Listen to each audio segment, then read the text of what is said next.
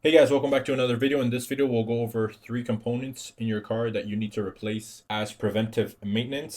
And these components are crucial to replace even though there is no problem with them. What we're trying to do here is avoid a major problem down the road. And by major problems, I mean damaging the engine or either the transmission, which is the two most expensive components in your vehicle. All right, so first component is going to be the timing chain, and that should already be on your list of preventive maintenance. So there is a misconception out there with car owners thinking that the timing chains are going to last the life of the car. But it is true that timing chains last a long time compared to timing belts. Timing belts is recommended to be changed at 100,000 kilometers for preventive maintenance to avoid the belt ripping and causing engine damage, especially if it's an interference engine. Now, on some manufacturers, the timing chains are really poorly designed. They end up stretching and causing engine performance issues and timing codes. And a lot of GM cars are known for that, where you would get timing chain issues as soon as 100,000 kilometers. So that's why it's a good idea to replace them preventively to avoid any engine performance issues. Because at first you might get timing codes, and then you would have to bring the car in to the mechanic, and he would have to charge you for diagnostics.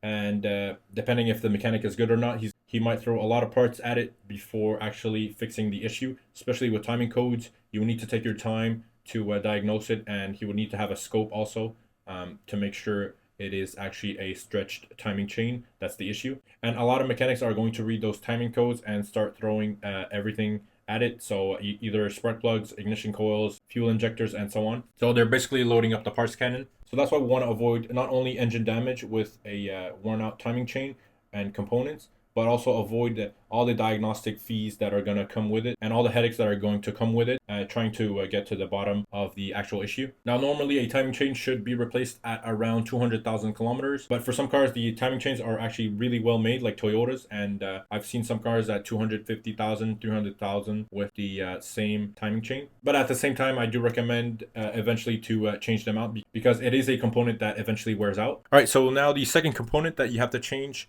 preventively to avoid any catastrophic damage is actually the radiator. So what I mean by that is there is a transmission cooler inside the radiator on some cars. Now, if the fluid cooler inside the radiator fails and has a crack in it, then transmission oil will get mixed with the coolant, and also coolant will find its way into the transmission, and that could cause catastrophic damage simply because the fluid cooler inside the radiator has failed. So that's why even if you don't have a problem at say 100,000 kilometers or 150,000 kilometers with your radiator, and if you know that the fluid cooler is inside the radiator, then I would suggest to replace the radiator to avoid that problem, because it doesn't take much for the transmission fluid to mix with the coolant and vice versa, because there's no symptoms when that happens. Usually as soon as the coolant finds its way in the transmission, then it's already damaging everything inside the transmission, so the clutch packs and the gears and everything. So that's why we want to replace the radiator as soon as we get the chance to avoid that problem. If you have a fluid cooler outside the radiator, a lot of cars are doing that. You should also replace that, even though there's no problem with it yet, because the same issue could happen where the transmission oil will mix with the coolant and vice versa, and then that could cause a lot of damage. And that also applies to your engine oil cooler. So most of the time, the engine oil cooler is exterior near the oil filter, and when you have issues with that, then sometimes the coolant could get into the engine and mix with the engine oil, and that could cause a lot of damage to your bearings, and it's going to dilute the engine oil, and you don't want a mix of engine oil and coolant circulating around your engine. All right, hopefully you guys are enjoying this video, and if you find that you're gaining a lot of value out of it, make sure you hit that like button and subscribe to my channel for more videos like these. All right, now the third and last component to replace preventively is going to be the fuel injectors, especially fuel injectors on GDI engines, which is gasoline direct injection.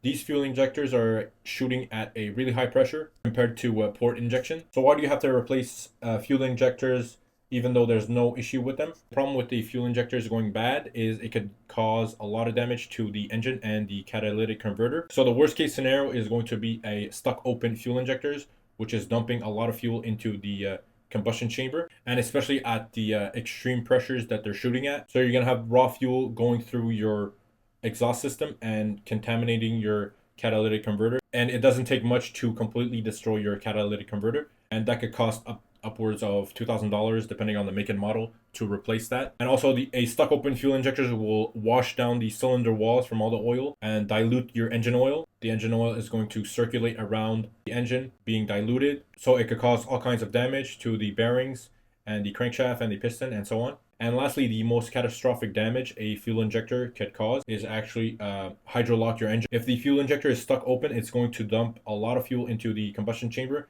and that fuel is not atomized. And that fuel is just going to act like straight water into the combustion chamber, and it's going to hydrolock your engine. Since the fuel is not atomized, then the piston is going to try to compress it, and that's where the hydrolocking is going to happen.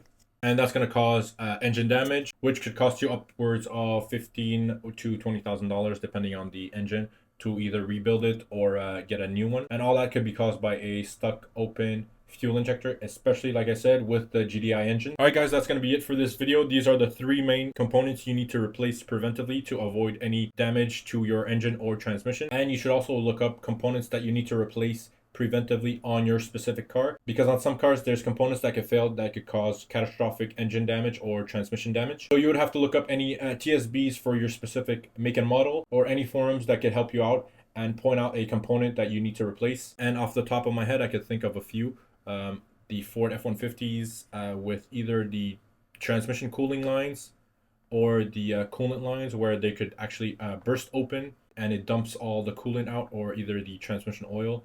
I'm not sure which one, but you would have to look at your specific car and see the common issues with that.